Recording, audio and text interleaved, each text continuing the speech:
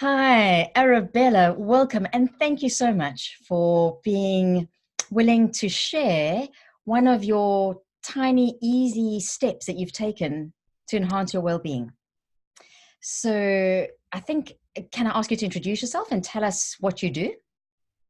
Sure. I'm Arabella, and I'm a psychosomatic educator and coach. And more specifically, what that means is I work with people and I help them address with the kind of the thoughts and the emotions, so the psychological side of their persistent ache, pains, and physical symptoms. So roughly in the well-being space. But yeah, I'm Mm, always working on myself too. so important, so important. And the one thing I know and admire about you is that you're an avid learner. And when I extended an invitation for you to attend one of my workshops on performance chemistry, you were absolutely there. So thank you for joining. And since then, I know that, well, in the session, as I always do, is I get everybody to commit one thing that they're going to do differently in terms of their well being. And you chose something really interesting, actually, that not many people choose. And that was around mindful eating. Would you like to share what your one tiny habit was that you pledged? Sure. So I decided that what I would do going forwards is every time I sat down to eat a meal, I would make sure that just the first mouthful was mindful. So instead of just telling myself that I needed to become a mindful eater, because my default is just to wolf things down and even not even realize what I've eaten or how quickly I ate it. Just not put that pressure on myself, but just decide on one first mouthful to be mindful, and then the rest can be as unmindful as I want. I really like that because that fits into the formula for behavioral change in terms of neuroscience. Make it as tiny and easy and doable as possible.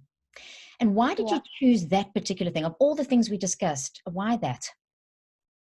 Yeah, so during the workshop, we did kind of like an overview of our habits, our daily behaviors in our whole entire life. And I looked at the different areas, and I realized that the one that had the most room for improvement and growth was eating. And in a way, it felt scary to think like, okay, that's the most difficult thing and do something about it. But actually, it was the best choice because it's given me the most benefit. And what was easy about this?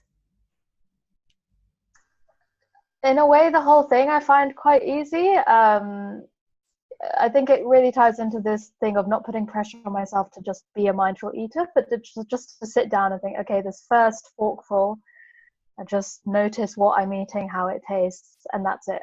Like it's so tiny that like I've never not done it when I've remembered to do it.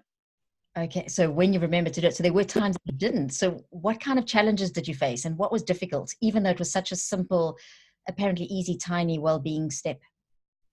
Hmm.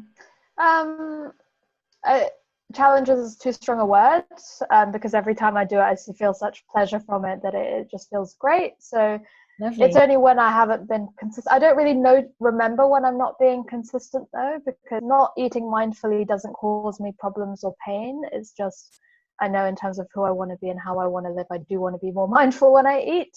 Yeah. Um, so yeah, consistency if anything, but I'm able to do it in quite a lot of situations. Okay, so have you experienced benefits from this? Yeah, well, the thing that happens is if I set myself the task of, okay, first mindful mouthful, I'd say like 8 or 9 times out of 10, I end up deciding that, oh, I can keep going. I can do the second, I can do the third, and then I just have a mindful meal.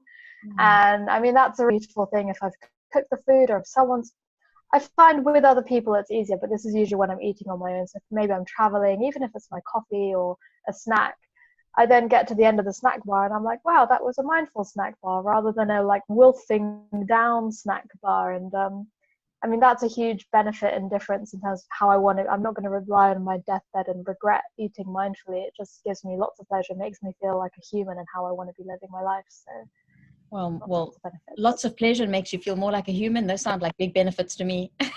Yeah, pleasure. And I'd also say there's probably benefits for my digestion as well. I'm not like worried about those, but that Yeah. is probably happening. It's part of why I want to be doing Well, thanks for your honesty around that. So, it. in order to wrap up, is there do you feel that this is now an embedded habit? Can you move on to the next thing? And if so, what will that be?